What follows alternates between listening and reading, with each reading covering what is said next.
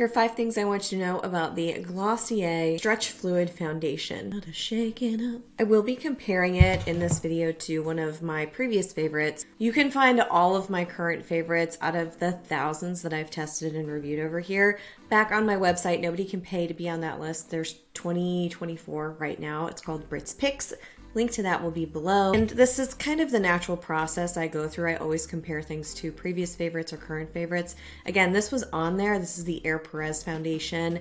It's similar in certain ways to this. They're not an exact match, but you'll see why I'm trying it against it in a second. I have this in shade medium 4. It's a little bit dark for my skin, but I've been able to work with it. You can just combine it with different products. 9 times out of 10, I just use a concealer on top. First, I will take off what I currently have. So first up, I always talk about ingredients. I'm not a cosmetic chemist, never claimed to be over here, but I look for potential red flags. Above all, what's most important to me is transparency. And I received a ton of questions about Glossier. Is it a clean brand? Clean is not regulated. I use the term because it's recognizable, but I go through in detail the ingredients, what they mean back on the website, so you can click through to the scorecard. This is water first. It has squalene in it, so it's skincare meets makeup, which is pretty common these days. There's niacinamide in here, glycerin. There's aluminum hydroxide inside. Again, look into it. These things have been tested safe. I don't know. You just have to use your own judgment. I know a lot of people are going to give that the side eye. And some people like to avoid titanium dioxide, so there's that too. If you're extra curious and nervous, then ask the brand. They should be able to tell you. And if they do not tell you or they are not able to tell you, then I usually just walk away. It's really not worth my coin. All right. We have cleaned the slate. Application, this is gel based. It's supposed to be lightweight and flexible. I'm not using a primer today. I'm just going to apply it directly to cleansed skin. That was an oil cleanser. So usually I don't like to have a water-based formula with an oil-based primer. So I would just use sort of a face cream that's water-based, but I don't think that cleanser is gonna bug it. And I'm gonna put 1 pea-sized amount onto my skin. It's really lightweight in touch and in application, and you'll see it's a little dark. The brand does recommend shaking this bottle up, which I already did in the beginning of the video. They do offer a brush. You can just use fingers. This glides so well across the skin. I think because of the weight of it, it just sort of does its thing. That was one of the things that wowed me in the initial first impressions video. I was like, what? Because this is a darker shade and I would have a line of demarcation. Yeah. I'm gonna use a foundation brush. It's a soft kabuki. Paints it on, but it looks like it melts in. It's not, you know, not all of this is being absorbed into the skin. If that was the case, then we would have major issues taking showers. It feels like it just kind of melts right in and is really lightweight, which I just keep saying because it really is. That's 1 thin layer.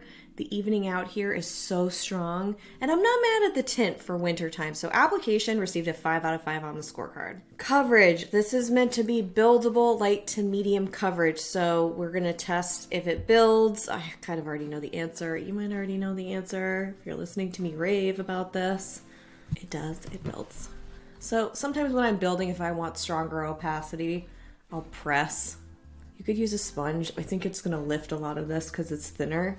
And that's when the color looks a little dark to me. I don't know if it does to you, but do you see what I mean though? It just sort of goes right into skin. It's crazy good application. And I do this thing that it's one of the best ways for me to see on my skin whether or not something really has a solid finish. Right now we're talking about coverage, so 5 out of 5 for coverage. For finish, I'll do this up close to a mirror. I'll be like, and you can see kind of separating our texture, and sometimes it's due to what I've primed the skin with. Sometimes it is due to the application method, so I try everything out and I don't put the onus on the product until I have tried absolutely everything. Sometimes it's because I haven't exfoliated in too long. So there's lots of different variables that I test here for at least 2 weeks in these reviews.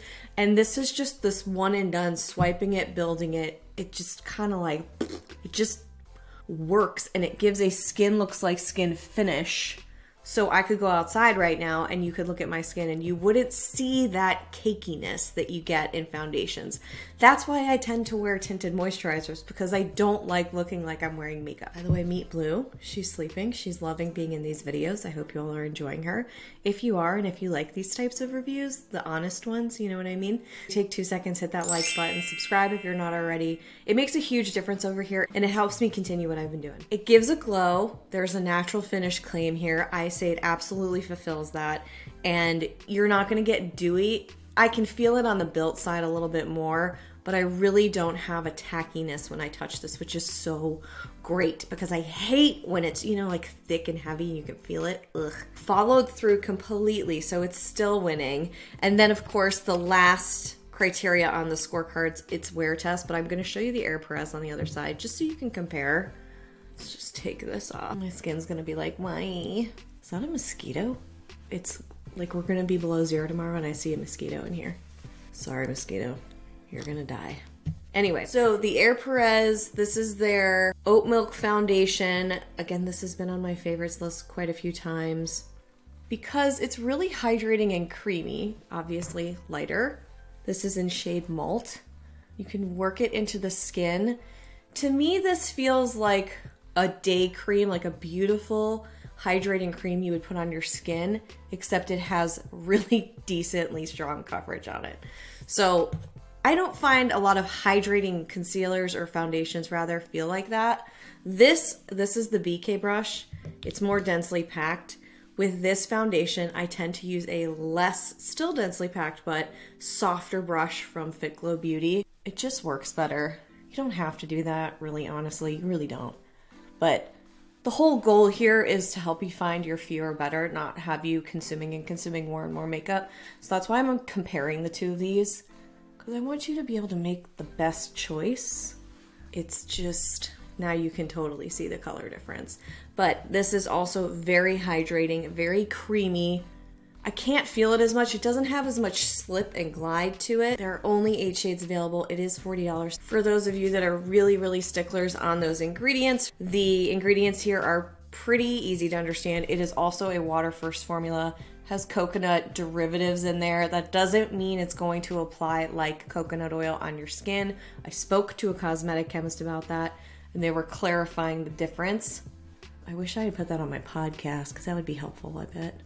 You're getting the same level of coverage. I think you have a little bit more glow from the Glossier, so if you're not into that, you might like the Air Perez more. Wear test is supposed to last for 12 hours on Glossier. I think it does a really good job doing that. I'm actually gonna layer these together to get a nice shade.